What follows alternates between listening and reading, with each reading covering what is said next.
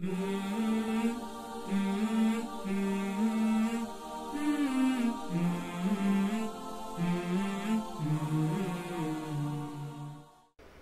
علیکم ورحمۃ اللہ وبرکاتہ۔ اللہ نے خلافت کا جو تاج پہنایا انسان کو، آدم علیہ السلام کو، اور جو وجہ خلافت جس کو قرآن میں بتایا وہ علم ہے، بندگی نے، عبادت نہیں۔ جب پہلی وحی جبریل نے پیش کی تو کہا اقرا، پڑھیے، تو ساتھ ہی اللہ کھول دیتا، آپ کی نظر کھل جاتی اور پڑھنا شروع کر دیتے۔ اب میں نے کہا ما انا بقارن، پڑھنا نہیں آتا، تو نے زور سے سینے سے لگایا، اتنا کہ بلغ من الجہد، کہ مجھے تکلیف ہوئی اتنے زور سے۔ اقرا، پڑھیے۔ اللہ تعالیٰ نے ابھی تک وہ پڑھنے والی آنکھ موجود ہے، آگے پردہ ڈالا ہوا ہے، ما انا بقارن نہیں پڑھا جاتا، پھر زور سے، پھر تکلیف ہوئی، اقرا، پڑھیے، تو 2 دفعہ یا 3 دفعہ زور سے لگایا سینے سے اور پسلیاں ٹوٹنے لگیں۔ اقرا، نہیں آتا، اقرا، نہیں آتا، اقرا۔ تیسری دفعہ جا کر جب پڑھنا شروع کیا تو وہاں بھی تھا اقرا بسم ربک الذی خلق، خلق الانسان من علق، اقرا، پھر اقرا۔ تو حدیث اور قرآن کے اقرا کو اکٹھا کریں تو 5 دفعہ بنتا ہے، اقرا، اقرا، اقرا، اقرا، اقرا۔ اتلو، اس کو بھی پڑھنا کہتے ہیں، پڑھیے، اتلو ما اوحی الیک من الکتاب، پڑھیے، اقرا، پڑھیے۔ دونوں میں فرق ہے، اتلو، پڑھو، سمجھ میں آتا ہے یا نہیں آتا، اس کے لیے ہے تلاوت۔ اقرا اس پڑھنے کو کہتے ہیں جس میں سمجھ شامل ہو، جس میں سمجھ شامل، صرف ہماری جیسے ہی ہمارے بچے قرآن یاد کرتے ہیں تو یہ تلاوت کرتے ہیں، ان کو کچھ پتہ نہیں ہم کیا یاد کر رہے ہیں اور ہم کس چیز کو محفوظ کر رہے ہیں، اور جو ساتھ ساتھ سمجھ جس کی کام کر رہی ہو اس کے لیے ایک لفظ قرات ہے۔ 5 دفعہ ایک لفظ ہے، پڑھو، پڑھو، پڑھو، پڑھو، پڑھو اور سمجھ کے پڑھو۔ تو اس امت کو پہلی بنیاد ہی علم ملا۔ یہ سارے بچے بیٹھے ہوئے ہیں، یہ کل یہاں سے نکلیں گے، ان کو لوگ عالم کہیں گے۔ ایسے ہی پاکستان کے تمام مدارس سے کوئی ہزاروں بچے نکلیں گے جن کے ہاتھوں میں ڈگری ہوگی، سند ہوگی، حسنین کی سند ہے جی، بنوری ٹاؤن کی ہے جی، دارالعلوم کی ہے جی، جامعہ اشرفیہ کی ہے جی، خیر المدارس کی ہے جی، قاسم علوم کی ہے جی، ہمارے پاس سند، ٹھیک ہے۔ لیکن میرا اللہ کسے عالم کہتا ہے اس پر فیصلہ ہوگا آخرت میں۔ ایک بچی دلہن بن رہی تھی، میک اپ ہوا تو سہیلیاں کہنے لگی بہت پیاری لگ رہی ہو، تو وہ رونے لگی۔ اس نے کہا تمہیں اچھا لگنے سے میرا کام نہیں بنے گا، جہاں میری ڈولی جا رہی ہے وہ پسند کرے گا تو میرا کام بنے گا۔ لوگوں میں تو علامہ مشہور ہو گئے، بڑے مفکر مشہور ہو گئے، محدث، مفسر، خطیب اعظم مشہور ہو گئے، اوپر تم کیا شمار ہو رہے ہو؟ فیصلہ تو اس پہ ہوگا۔ سب سے پہلے جہنم میں کون جائے گا؟ کون جائے گا؟ بولو۔ جہنم میں نہیں جائے گا، جہنم کا ایندھن بننے کے لیے جائے گا۔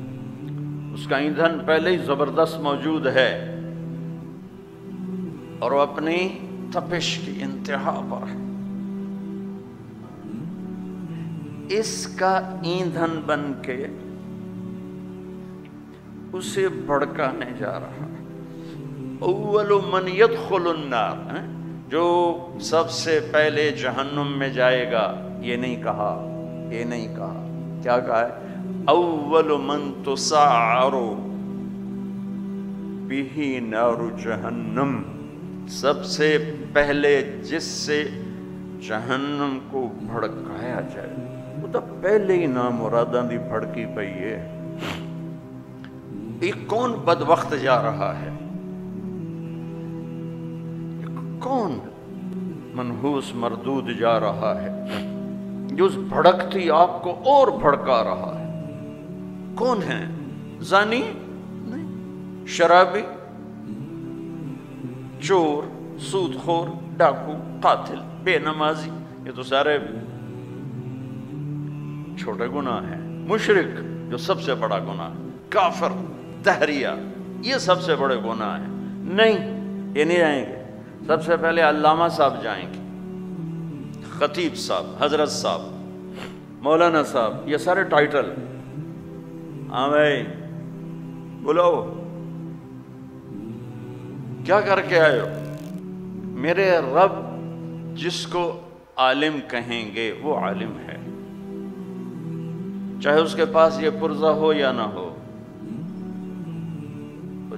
میرا رب جسے ٹھکرائے گا وہ جاہل ہے، چاہے اس کے پاس ساری دنیا کی ڈگریوں، کتابوں کے ڈھیر لکھ کر گیا ہو، لاکھوں کے لیے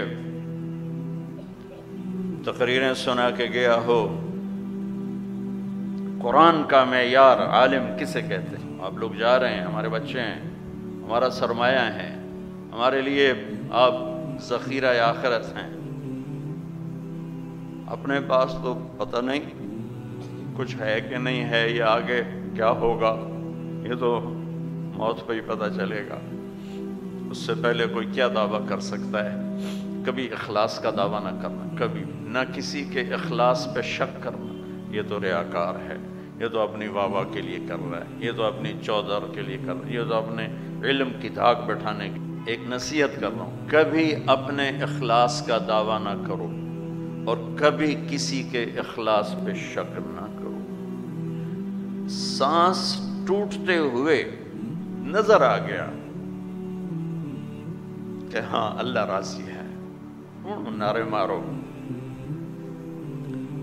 اس سے پہلے میں کیا کہہ سکتا ہوں؟ اور خاص طور پر جو ممبر پر بیٹھ جائے اور جس کا مجمع سننے والا بن جائے، تم سب یہ جتنے مہمان بیٹھے ہیں، آپ سب اللہ کے لیے بیٹھے ہوئے۔ میں یہاں بیٹھ کے یہ دعویٰ نہیں کر سکتا کہ میں اللہ کے لیے بیٹھوں۔ پتہ نہیں کس گوشے، کس کونے سے اپنی واہ واہ سننے کی تمنائیں مچل رہی ہوں، تڑپ رہی ہوں۔ اس لیے مخلص ہوں یا نہیں ہوں، یہ موت پہ پتہ چلے گا۔ اللہ کسے عالم کہتا ہے وہ عالم ہوگا۔ ہاں، بڑے بڑے علامہ شاید اس دن جاہل کھڑے ہوں گے، اور جنہیں تم بڑے بڑے جاہل کہتے ہو شاید اس دن وہ بڑے بڑے علامہ کی صف میں کھڑے ہوں گے کہ میرے رب نے عالم ہونے کا معیار کیا بنا۔ اچھا، مزے کی بات ہے، اللہ نے وہ معیار قائم کیا کہ یہ سب ہمارا باہر جو وہ رڑی لگاتا ہے اور جو تمہارے 10 بجے تمہیں سموسے کھلاتا ہے، چائے پلاتا ہے، وہ بھی چاہے تو قرآن والا عالم بن سکتا ہے۔ ہمارے والا عالم ہر آدمی نہیں بن سکتا، ہر بچہ نہیں بن سکتا، ہر شخص نہیں بن سکتا۔ قرآن جس کو عالم کہتا ہے وہ عورت بھی بن سکتی ہے، مرد بھی بن سکتا ہے، بوڑھا بھی، جوان بھی، مالدار بھی، فقیر بھی، غریب۔ بچوں، میں چاہتا ہوں تم وہ عالم بنو جنہیں قرآن کہے کہ ہاں یہ عالم ہے۔ اپنے اخلاص کا دعویٰ نہیں کرنا زندگی بھر، کسی کے اخلاص پہ شک نہیں کرو۔ تجھے کیوں فکر ہے اے گل، دلے صد چاک بلبل کی، تو اپنے پیرہن کے چاک تو پہلے رفو کر۔ میرے پاس وقت کہاں ہے کہ میں اوروں کے عیب دیکھتا پھروں، اوروں کی کمیاں پکڑتا پھروں، اوروں پہ تبصرے کرتا پھروں، اوروں کی پگڑی اچھالتا پھروں۔ کیا اس لیے زندگی دی گئی میرے رب؟ کیا اس لیے تمہیں پڑھایا ہے کہ تم تبصرہ نگار بن جاؤ؟